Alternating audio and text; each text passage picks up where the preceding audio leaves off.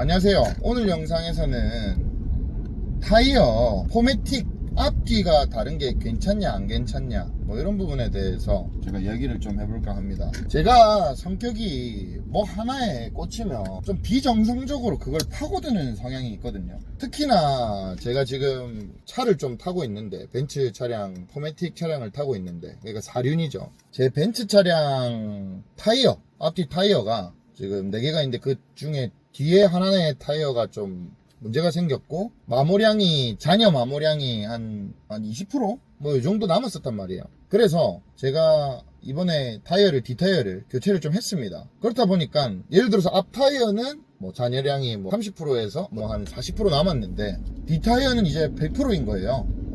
90%가 되겠죠. 그런 상황이 생기고 앞뒤가 마모량이 달라진 그런 문제가 생긴 거죠.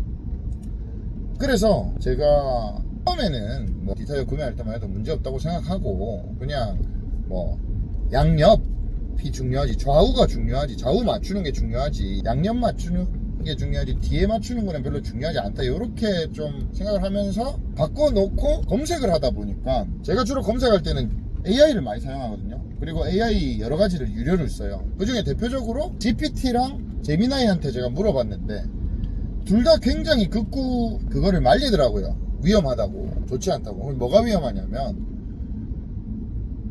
이 구동 관련 그런 뭐 TC라든지 이런 사륜 관련 어떠한 장치들에 무리를 가해서 이게 고장이 날 수 있다. 그러니까 타이어 이거 몇십 주고 그냥 앞 2개도 바꾸지, 그래갖고 4개 좀 균형을 맞추지, 괜히 몇십 아끼려다가 이거 몇 수리비 나올 수 있다라는 그런 이야기를 막 유료 GPT와 유료 제미나이가 하더라고요. 저는 이제 이런 거 꽂으면은 제가 머리가 엄청 아파지고 완전 이거에 좀 몰입을 하게 되거든요. 그래서 제가 일 외에는 뭐 여자친구고 뭐고 지금 일 외에는 정말 이거에 제가 며칠 꽂혀 있었어요. 그래가지고 제가 엄청나게 조사를 많이 해보고, 주변에 좀 실례스럽지만 이런 정비업계에서 일하는 분들 전화도 돌려보고, 그 다음에 이제 부산에 있는 그 타이어 진짜 전문적으로 하시는 그런 사장님께도 뭐 좀 이렇게 여쭤보고, 이렇게 하면서 제가 이야기를 내렸는데, 결정을 내렸고, 그 다음에 이제 자동차 쪽 전공했던 뭐 친구부터 해서 뭐 이렇게 물어봤는데, 일단 결론은 먼저 비전문가에 가까운 이제 뭐 저의 가족이나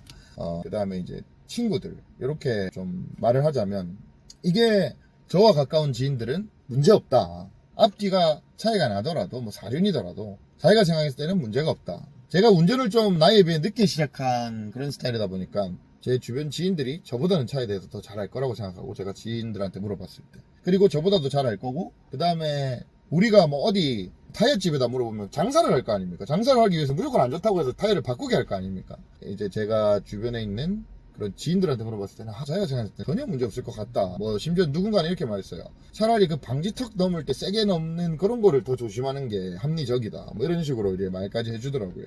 그렇고 제 지인 중에서도 이제 차 전공을 고등학교 때와 대학교 때 했던 지인이 있어요. 그 지인한테도 이 상황을 가볍게 말하니까 문제 없을 것 같다고 자기 생각했을 때는 그렇게 또 말을 했고, 이제 그러면은 전문가들로 넘어갔을 때 제 지인 중에 이 모 외제차 정비사로 일하고 있는 분이 있는데, 그분도 양옆은 문제가 될 수 있지만 앞뒤는 상관이 없다, 제가 몇 번 되물어봐도 그렇게 또 말을 해주더라고요. 그리고 부산에서 수십 년 타이어 집을 운영하신 이분한테 못 고치는 타이어는 그 어디서도 고칠 수 없다라는 그런 뭐 소문이 있을 정도로, 그런 전문가분도 문제없다 진짜 강력하게 몇 번이나 말하더라고요. 그래서 제 마음이 굉장히 편안해졌는데, 여러분이 알아야 될 거는 제미나이와 GPT 좀 문제가 있다는 식으로 말을 한다는 거예요. 그래서 근데 제 경험상 이런 적이 있거든요. 이제 뭐 또 차와 관련된 부품이 또 뭐 제가 이런 게 있었어요. 최근에 있었던 일인데, 제가 지금 제 차가 에어컨이 내기, 외기 두 종류의 필터가 있거든요. 안내, 밖에 외 했을 때 그 내기, 외기. 근데 제가 그런 이야기를 막 GPT랑 나눴는데, 며칠 전에 얘가 제 차는 내기, 외기가 따로 있는 게 아니라고 막 그렇게 주장을 하는 거예요. 근데 이게 GPT도 그러고 제미나이도 그러덥디다.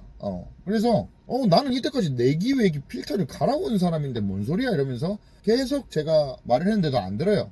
그래서 제가 이 외기내기에 좀 첨부를 하니까 그제서야 이제 받아들이더라고요. 그래서 제가 하고 싶은 말은 뭐냐면, 이 AI도 틀릴 때가 있다. 그러니까 그런 AI가 실수를 그런 순간이 아닐까, 이번이. 좀 그렇게 생각을 해봅니다. 그래서 뭔가 찝찝하지만 저의 이런 성격, 그러니까 몇십 주고 그냥 마음 편하면 돼요. 근데 제가 그렇게 사람 전문가들이 말을 해준 거에 대해서는 좀 제가 한번 따라보는 게 어떨까 싶어서, 일단 제 생각에는 그냥 앞뒤 잔여량이 마모도가 다른 그런 상황에서도, 앞 두 개, 뒤 두 개입니다. 그런 상황이 다른 상황에서도 그냥 사람들을 믿어보기로 했다. 그냥 내 비전문가 지인들이 말하는 것만 들었으면 모르겠는데, 진짜 이 분야에서 일하는 사람이 최소 2명 이상이 그거에 대해서 조언을 줬으니 이번에는 AI 안 믿겠다 그랬다는 점. 제가 이거 유튜브에 찾아보니까 이런 내용을 좀 구체적으로 다룬 분들이 없더라고요. 그래서 제가 이게 혼자 파고든 게 너무 아까워서 좀 여러분들에게도 이런 의견을 드리고자 한번 공유를 하고요. 혹시나 뭐 또 이런 분야에 대해서 경험이 있으시거나 뭐 이런 분이 있으시다면 댓글 남겨주셔도 되겠습니다. AI들은 이 타이어 앞뒤를 꼭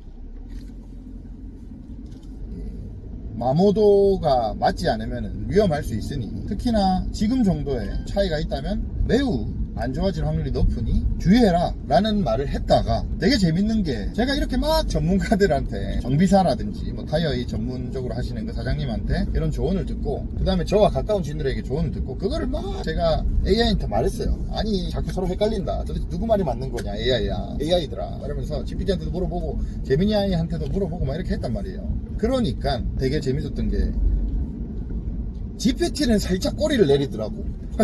GPT는 살짝 꼬리를 내려서 약간 말을 바꾸는 듯 하면서도 뭐 확률이 좀 있긴 한데 뭐 이런 식으로 이렇게 말을 하고, 제미나이는 그래도 굳건히 자기의 주장을 계속 펼쳐나가더라고요. 제미나이가 뭐라고 하더냐면, 흔들리지 마라. 나는 전문가의 의견도 있고 하지만 나는 기계적 메커니즘과 수많은 데이터들을 기반하여 설계 관련 그런 것들을 자기가 감안해서, 아무리 누가 그렇게 말하는데 그 사람들이 잘못된 거거나 오해할 수 있다. 그 사람들이 정비사든지 아니면은 뭐 타이어 집 사장님이든지 웬만하면 이륜을 대하기 때문에 충분히 그렇게 생각하고, 자기는 어차피 그래 놓고 이렇게 사람들 보냈는데 그 이후에 사륜과 관련된 구동장치라든지 이런 부분들이 망가졌다라는 그런 연락이 당장 오지 않으니까 그 사람들은 그렇게 말할 수 있다, 문제없다고. 하지만 몇십만원 들여서 마모도 새롭게 타이어를 세팅해서 마모도를 맞춰라, 그게 정말 큰 가치다, 뭐 이런 식으로 제미나이가 소신을 탁 지키더라고요. 그래가지고 물론 뭐 제가 GPT도 많이 써봤고 제미나이도 많이 써봤고 진짜 매일 같이 붙어 있거든요. 근데 그거 보면서 조금 제미나이가 멋있더라고요.